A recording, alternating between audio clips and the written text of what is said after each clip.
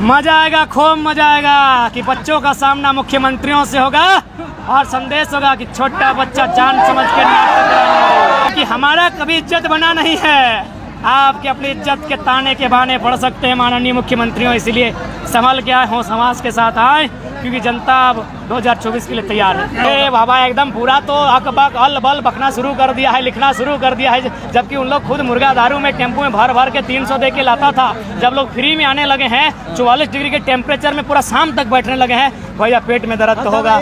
जो आंदोलन करते हैं, जो क्रांतिकारी हैं, उन्हें राजनीति की बागडोर संभालनी होगी, नहीं तो फिर यही अनपढ़ जाहिल लोग आंदोलन करेगा कोई और, पढ़ा लिखा PhD करने वाले, MA MTech करने वाले छात्र और अंगूठा छाप मंत्री बन के आएंगे। कि अब हम लोग कुर्सी में और टेबल में बैठकर नहीं, खाटी में और माटी में बैठकर, माटी से जुड़े लोगों के साथ बैठकर राजनीति करने की प्रयास। कि जो लोग गूंगे बहरे बन चुके हैं, जो हमारे हित में बात नहीं कर सकते हैं, 24 में लोकसभा विधानसभा का सपना देखना छोड़े। देखिए जनता तय करेगी, मैंने पहले कहा हम लोग थोपा वाला लीडर नहीं बनेंगे, जनता जहाँ से बुलाएगी हम लोग वहाँ से आएंगे। देखिए इनडायरेक्ट रूप से हमने सभी लोकसभा सभी विधानसभाओं को संदेश दे दिया है और लगभग हम लोग हर जगह उदाहरण देते हैं। चाहे 60-40 की नीति हो तो केवल एक लोकसभा के लिए नहीं है, 1932 का खतियान की बात हो तो एक लोकसभा के लिए नहीं है। चूँकि जहाँ सभाएँ होती हैं मैक्सिमम वहाँ के जो लोकल लोग हैं, आपको कम से कम जो लोग आए हैं उन्हें आपको वोट में तब्दील करना होगा। बाकी फिर जहाँ जहाँ हमारी अधिवेशन सभाएँ होंगी वहाँ उस समस्या के अनुसार बातें रखी जाएंगी। किन मुद्दों को लेकर आप लोग चुनाव लड़िएगा? सबसे बड़ा मुद्दा सिराजदा और आपके तमाम मीडियाकर्मी जहाँ खड़े हैं, यही हमारा पहला मुद्दा है। ये HEC ने कभी ये ज़मीन लिया था, शायद FCI के नाम से उस समय था, सॉरी HEC नहीं, ये FCI, HEC रांची में है। ये FCI का ज़मीन था, आज हर्ल में ट्रांसफ़र हो चुका है। जबकि भूमि अधिग्रहण कानून है कि अगर 5 साल के अंतर आप अगर कोई योजना स्थापित नहीं करते हैं तो रैयत को वापस जाना चाहिए। ये सुप्रीम कोर्ट का आदेश है, इसमें विधानसभा हस्तक्षेप करते हुए रैयत को वापस कर सकती है। तो हम सबसे पहले जो लड़ाई लड़ेंगे, और एक झारखंड का जो विवाद है, जमीन का विवाद सबसे बड़ा है। आप देख सकते हैं जो आज हवाई पट्टी का मैदान है, FCI का मैदान, ये लगभग कई हजार एकड़ों में फैला हुआ है। तो कहीं ना कहीं विस्थापितों की दर्द पीड़ा को आप समझना होगा और यही हमारा सबसे पहला मुद्दा होगा। बहुत से लोग अपने जयराम जी अपने पहले संगठन के पहले अधिवेशन के लिए आपने बलियापुर को क्यों चुना, कोई खास वजह?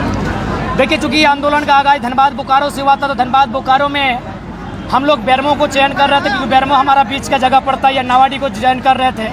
लेकिन इसी बीच चर्चा हुई कि नहीं, विनोद बाबू उन्होंने 1972-73 में बदलाव के लिए किलकारी गुंजाने के लिए एक स्थापना किया था। आज 50 साल हो गए, तो हमने विनोद बाबू की विचारधारा, कॉमरेड AK राय की विचारधारा इस माटी में जुड़ी है।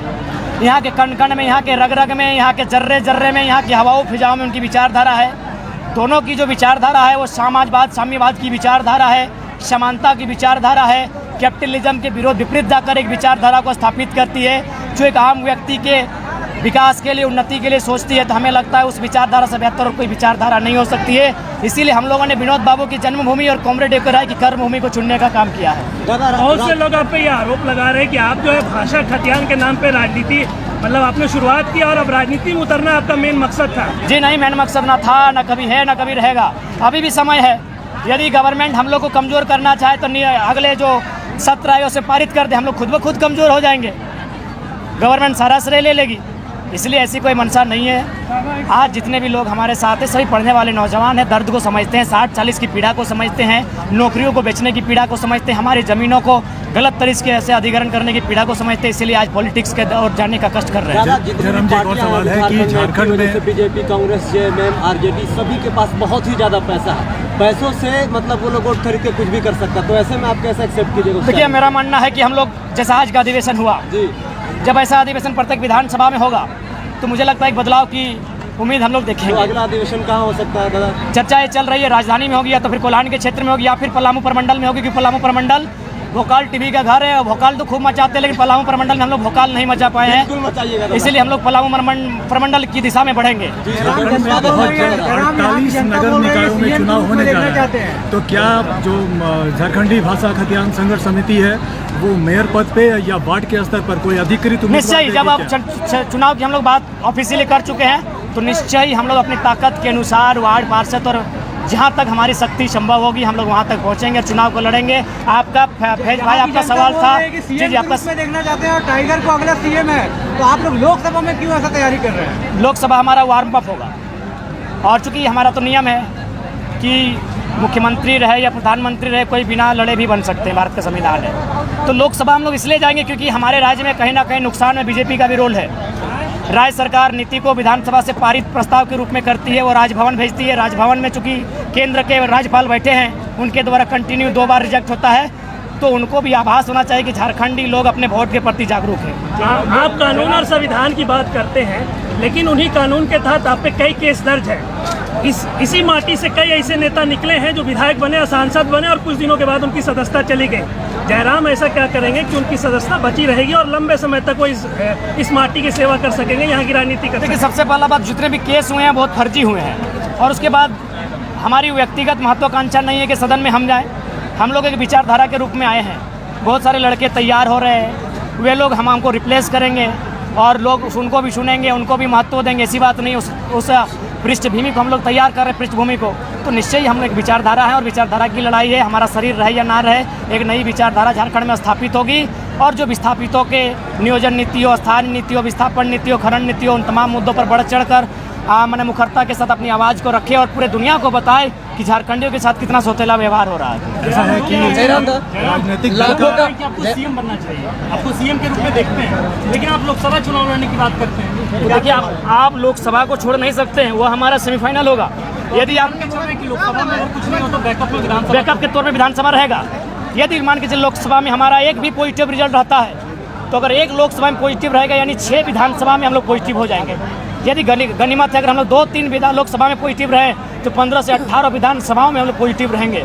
और यकीन मानिए, जहाँ तक दामोदर नदी और स्वर्णरेखा नदी का किनारा फैला है, उन लोकसभाओं में तो हम लोग नदी में गोता लगाते हुए बहते हुए पार पा लेंगे। एक सवाल दादा, चुनाव में JBKSS उम्मीदवार को लड़ाई। देखिए, डुमरी उपचुनाव चूंकि मात्र 6 महीना साल भर के लिए है, तो उस पर अभी लोग विशेष फोकस नहीं है। हमारा फोकस 24 पर ही है। दादा, एक सवाल है, क्या जयराम पूर्व मुख्य हरा हुआ आंदोलनकारी समझता है जो आंदोलन छोड़ के चुनावी प्रक्रिया में उतर गया?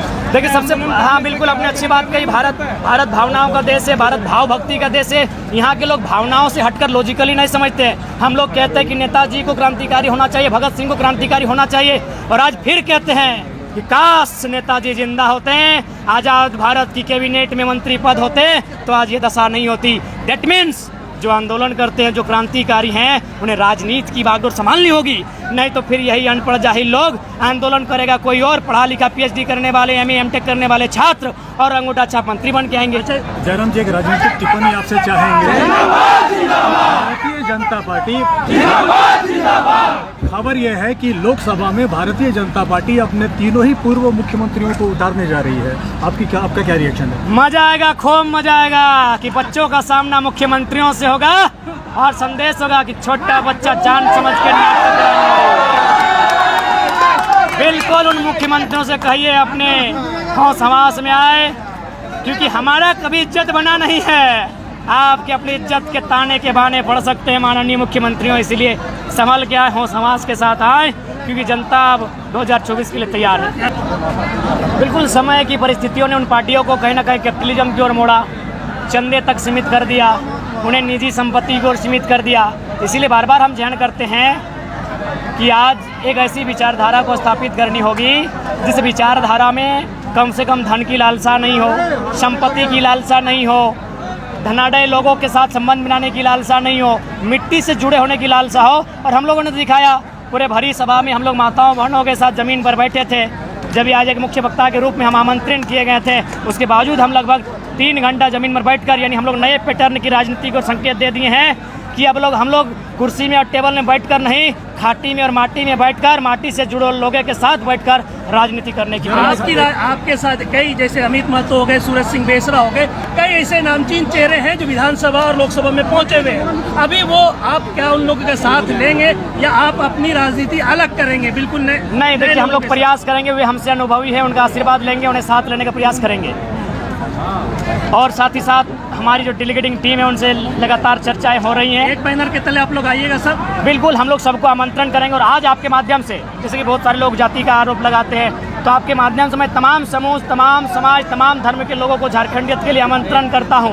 साथ ही साथ मैं तमाम ऐसे युवा, ऐसे अभिभावक जो झारखंड के मुद्दों के साथ आंदोलन कर रहे हैं, मैं उन्हें एक मंच में आने के लिए आमंत्रण करता हूं और साथ ही साथ जो हमसे अनुभवी उन्हें आशीर्वाद देने के लिए आमंत्रण करता हूं। बिल्कुल आप लोकतंत्र के चौथे स्तंभ पिलर के माध्यम से मैं तमाम लोगों तक ये संदेश संप्रेषित करता हूं। जयराम दा, एक सवाल मेरा है, जिस तरह से लाखों का भीड़ यहाँ पे देखा गया, क्या आपको लगता है अन्य जगह पे आप सभा करेंगे वहाँ का भीड़ क्या कुछ रहेगा खास इस तरह का देखने को मिलेगा? देखिए, वो दर्द पे डिपेंड करेगा।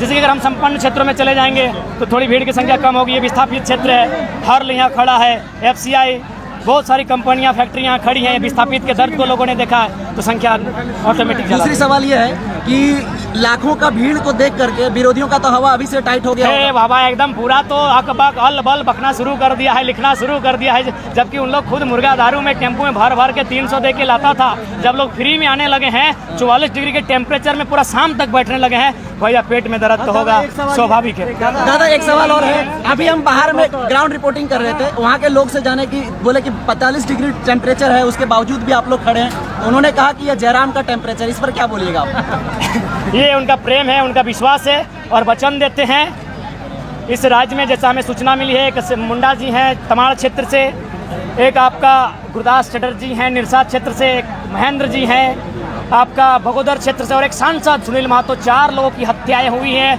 मतलब MP MLA रहते जैसी सूचना हमें मिली है। हम लोग 5वां बनने से पीछे नहीं हटेंगे। जब जनता ने प्रेम दिया है तो अपने रक्त की आहुति देकर, अपने प्राणों की आहुति देकर उसे चुकाएंगे। तमाम लोकतंत्र के